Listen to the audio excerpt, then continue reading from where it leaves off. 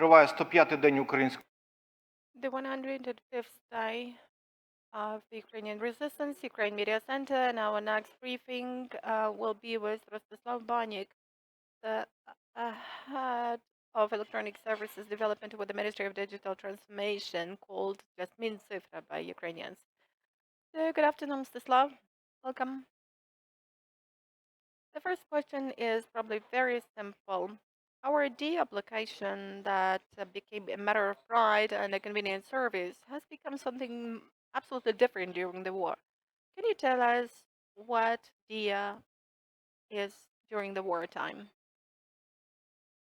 Well, an important point here is that you're right that it used to be the matter of price and it has turned into a tool of convenience. First of all, we launched a lot of new services, and let me characterize them in brief. We launched an opportunity to make contributions for the army. At first, this was the Повернись живим donation, then United 24. Also, it is an opportunity to get an e-document because a lot of people who've been displaced and who have moved abroad because of the war or have just left other regions of Ukraine have faced the problem that they could probably leave their documents at home, or the documents were left there. And this document enables them to confirm their identity with. And of course, we also launched TV and radio, and we all remember those awful videos of Russians trying to fire at our antennas. Occupying TV towers, TV stations, trying to deprive Ukrainians of the chance of following real-time authentic news, and instead they're trying to publish some fakes. So we could also watch this in Diia. So just a small technical problem. Let's try to reconnect our speaker.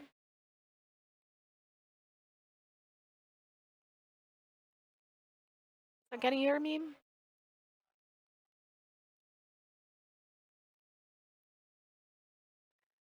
So connection seems to be back.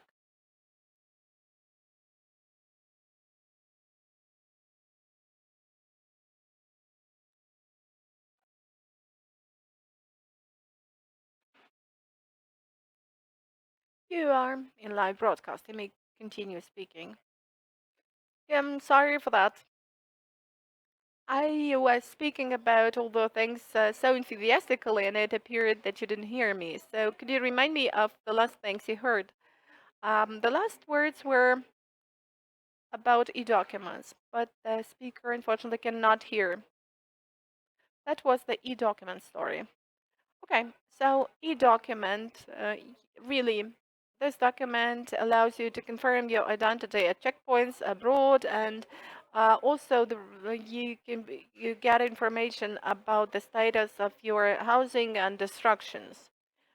And there was a temporary service of getting the assistance amounting to 6,500 of 100 hryvnias for those who have lost the chance to work or to be self-employed. So to summarize, I would say that we have both new and old services, and all these things have allowed people to feel more comfortable in this awful situation and find some ways out, in particular abroad during the war.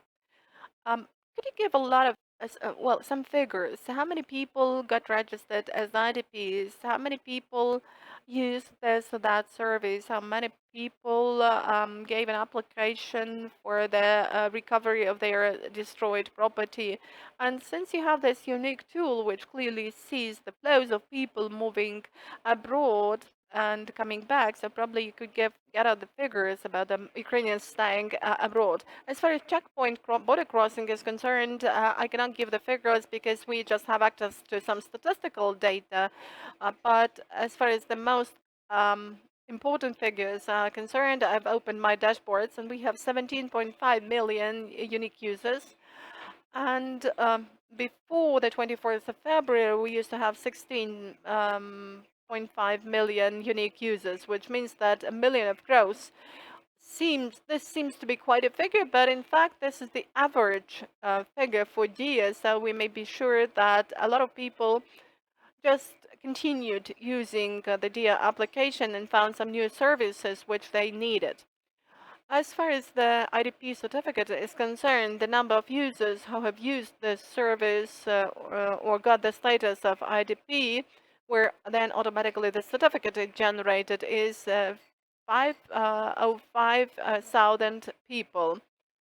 As far as destroyed property is concerned or damaged property is concerned, we have 195,000 applications so far. And we have 540,000 residents going under those applications, which is quite a large figure of people who have really lost their houses. What is the peculiarity of this service? It's not that the application via Diia enables you to get some reimbursement of the money right after you get registered with this application. No, but this is the information for the Ministry of Infrastructure to work at and for it to have the overall picture. It's also the information for local self-government bodies, and it's really important that the state will rebuild those housing items. Diia becomes a point of contact with those people, because a lot of those people are still not staying in the regions where their housing has been damaged. Also, recently there has been the launching of the service of getting the status of unemployed. Everybody knows what the reasons for this could be, and we all know that a lot of people have been affected, and we've got about 188,000 applications for getting the status of unemployed, which means that there are a lot of people who are using in masses the services that we launch. Thank you. And could you please tell about cyber wars? Why do Russians and Russian hackers who know how to do everything somehow have failed with Ukraine? Well, it's a good question. I'd like to tell you that, first of all, we need to realize that, well, we have been talking about this, but for those, I need to tell it for those who are just learning this information for the first time. The attacks in the cyberspace that were launched on the 24th of February were not the first cyber attacks for us. That was not the beginning. The beginning actually came in mid-January. Then there were some massive attacks at the beginning of February, and the Diia application, in fact, is constantly under attack, different sorts of attacks. And when I'm asked how many attacks we have faced, it's easier for me to probably mention the days when we don't have any cyber attacks. What I'm drawing at, um, the gradual attempts of the Russian side to attack Ukrainian state sector, public sector, and here I'm talking not just about the de-application, but about the infrastructure in general. The attempts to attack the banking sector,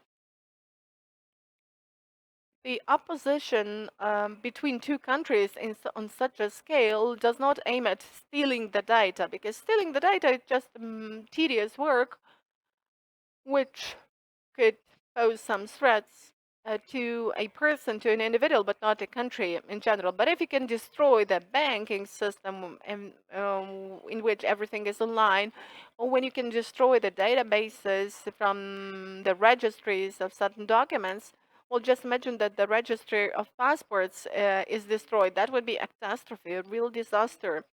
So these attempts to get closer to attacking Ukrainian in the cyberspace have given their fruits for all of us, because uh, the level of protection increased, the number of tools preventing those attacks increased. And that was a really tough period after the 24th of February on one hand. But on the other hand, that was a kind of a wave hitting the rock, and the rock stops those waves. Some drops can get onto the rock, but generally we have resisted, we have survived. But of course, to ensure additional safety, both state registries were disconnected, and some other documents of registries were disconnected for Russians not to be able to um, find um, some key to them and some hidden way to penetrate into the databases. So the registries were closed, and then we worked at further increase, improvement of our protection. We worked at the backups of databases, and this transformed from cyber protection into the cyber war, because the Ukrainian community, Ukrainian IT community, which is very powerful,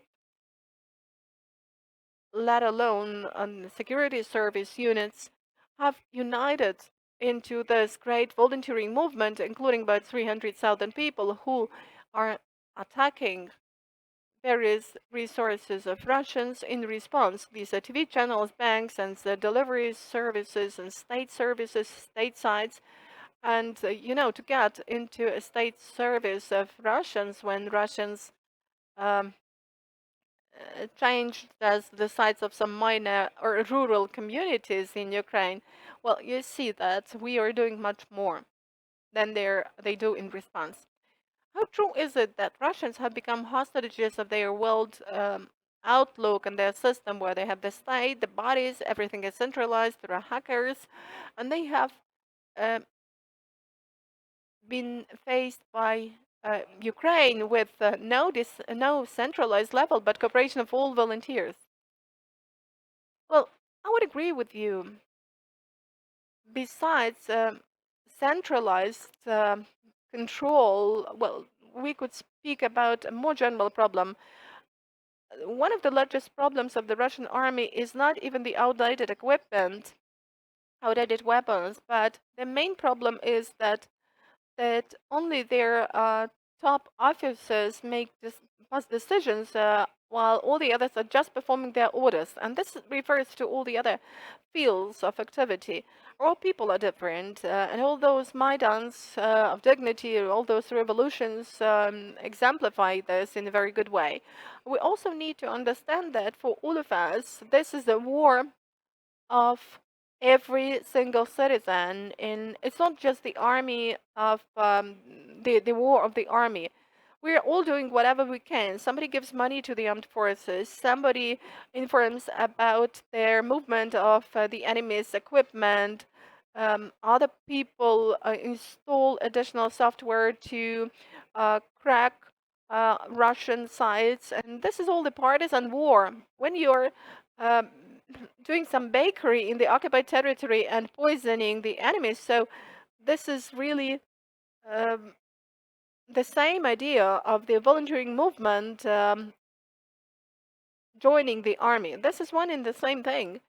And this is a great example when everybody gets united. And even on the private level, private example of people and on the example of companies, this could be proven, because in um, ordinary civilian life, IT experts may be united with colleagues, or may compete or have different visions concerning certain technologies and processes. Banks may also be competing for customers, but during the attacks, during the war, everybody gets united. It was a great example when there was a cyber attack against banks, and banks united in order to settle this problem together by joint effort. The competing banks that were considered to be rivals, started helping each other. And the same goes for people. People have started uniting to attack the enemy. And I should mention Anonymous here. Anonymous is not coordinated by the Ministry of Digital Transformation, by the Army of Ukraine, but they choose at their own discretion the objectives for attacks. But that is the first example when the hacker group, when the hacker community has announced a war on whole country. And really, the attacks of the anonymous group are really of large scale. Thank you. Thanks a lot. We can see that this made not only Russians but our Western partners frustrated. And what about today's cooperation between the Ministry of Digital Transformation and our Western partners? This is going to be the last question. Well, let me speak here not about cyberspace, but about other directions, internal directions, and we also have the NATO cyber direction. But the most important thing is that our main goal is to take care of people. And luckily, a lot of communications with other countries that we used to have before the war, before the invasion of the 21st of February, to be more specific, enabled their law enforcement bodies and their border guard services in the EU and beyond the EU to know that people from Ukraine are coming with the Diia application. They were ready for that, and this is a great example. And then, of course, we started developing this direction. We've got communications with other states, and since everybody in Ukraine has got accustomed to the Diia application, and this exists for scanning some documents for the European banks to ask for the copy of your passport. So all the services related to digital documents, in spite of the fact that Europe is only beginning to develop digital documents, documents of Ukrainians can already be accepted there. And we are urging Europeans and European companies not just to leave the Russian market, but to help us with different directions. Starting with contributions to United 24 and ending up with support of our products. Thanks a lot. This is Mstyslav Banik, Head of Electronic Services Development with the Ministry of Digital Transformation, or just Mincifra. And our next briefing is going to take place at 3 p.m. with Vasil Bodnar, Ambassador Extraordinary and Plenipotentiary of Ukraine to the Republic of Turkey. Highly important.